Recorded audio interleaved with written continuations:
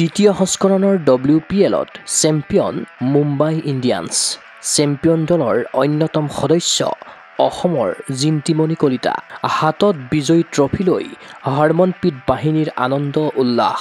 ফাইনেলত 8 ৰানত পৰাস্ত দিল্লী কেপিটেলছ।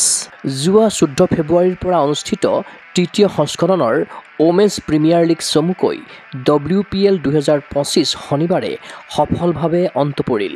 মুম্বাইৰ ব্ৰাবৰ্ণ ষ্টেডিয়ামত অনুষ্ঠিত ফাইনেলৰ মেচত মুখামুখি হ'ল মুম্বাই ইণ্ডিয়ান্স আৰু দিল্লী কেপিটেলছ। তীব্ৰ উত্তেজনাপূৰ্ণ মেচখনত 8 ৰানত জয়ী হৈ দ্বিতীয়বাৰৰ বাবে WPLৰ চেম্পিয়নৰ ট্ৰফি হাতত তুলি ল'লে হৰমনপ্ৰীত কৌৰৰ নেতৃত্বৰ মুম্বাই ইণ্ডিয়ান্স দলে। BCCIৰ সভাপতি ৰজাৰ বিন্নী আৰু সচিব দেৱজিৎ শইকীয়াৰ হাতেৰে মুম্বাই দলৰ অধিনায়ক হৰমনপ্ৰীত কৌৰে গ্ৰহণ কৰে খিতাপৰ ট্ৰফি। দ্বিতীয়বাৰলৈ WPLৰ খিতাপ দখল কৰি মুম্বাই ইণ্ডিয়ান্সৰ মহিলা ক্ৰিকেটাৰসকলে কৰিলে বিজয় উল্লাস। ভাল লগা কথাটো হ'ল চেম্পিয়ন দল মুম্বাই ইণ্ডিয়ান্সৰ অন্যতম সদস্য আছিল অসম কন্যা জিন্তিমণি কলিতা। মুম্বাই ইণ্ডিয়ান্সৰ অধিনায়ক হৰমনপ্ৰীত কৌৰ আৰু স্বত্বাধিকাৰী নীতা আম্বানীৰ সৈতে আনন্দৰ মুহূৰ্তত এনেদৰে দেখা গ'ল অসমৰ জিন্তিমণিক।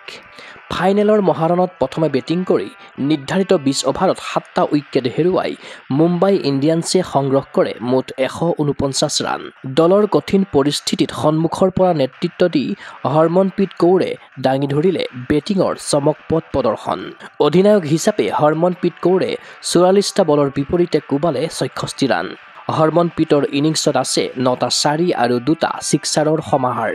আনহাতে মুম্বাই দলৰ হৈ নেট স্কাইভাৰ ব্ৰাণ্টে 28টা বলৰ বিপৰীতে খেলিলে 30 ৰানৰ ইনিংছ।